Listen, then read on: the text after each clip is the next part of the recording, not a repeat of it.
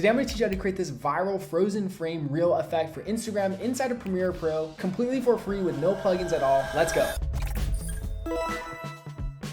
Real quick, shout out to these creators right here. I've been seeing their reels. They've been blowing up recently. The effect is also just really cool. So I was like, I have to recreate this. First up, this tutorial is gonna be in person. You're gonna have to go out and film some stuff. I shot on my Sony a7 III. I put it in a very high shutter speed. So you just go ahead and scroll and set that shutter speed to something like over 200. I honestly did I think 1/1000th of a shutter speed because it was also really bright. And I was like, might as well, because we wanna get as much little low motion blur as possible. That's a really key important part about this effect, is that for you don't want any motion blur, but for the background, you want to have motion blur. So first things first, go out, get your camera. I went out I'm in Vietnam right now. So I was like, I have to film this. I got a couple different scenes, and the main important thing is obviously just you walking by in that very high shutter speed. So just make sure you look cool. You're gonna be using freeze frames, not photos. So just film yourself, do a couple movements, walk around, walk back and forth, try to get a very natural pose. It looks really cool when things are moving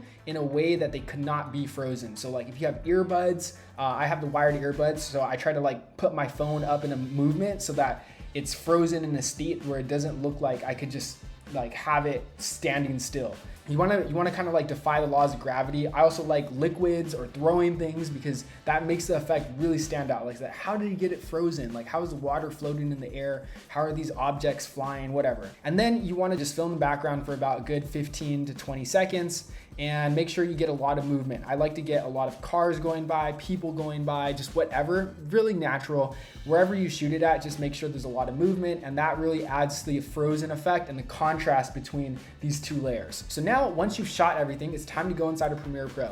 So I have my clips right here. This is me spilling the coconut in front of the Da Nang beach sign. And I really like this scene right here. Like, I just love the water. My face just looks terrible. The water is floating. It's just super funny. So now what I'm gonna do is I'm gonna go ahead and freeze frame this. I'm gonna hit right click it. You can literally just right click it and then you scroll down over here to where it says freeze frame. Oh no. So to freeze frame it, you literally just right click it and you hit add frame hold, and then boom, just like that, it splits the layer and you have a frozen frame. Before we go on to the next part, if you are a music video editor or event recap videographer and you want to edit your music videos and event videos 10 times faster, we have 2 AI plugins that we just released which automatically edit your videos to the beat of any song, and they instantly apply visual effects. So if you're a beginner to Premiere Pro or you're a professional and you just want to edit faster, get more clients, stop wasting time doing all this repetitive, mundane, tedious editing work, then make sure to click the link down below. We're actually giving away 2 free editing preset packs when you download both of these AI plugins. Just wanted to quickly let you know about the AutoEdit plugins. Anyways, let's get back to the tutorial. So now what I'm going to do is I'm going to use Premiere Pro's new object masking tool. So this is inside of Premiere Pro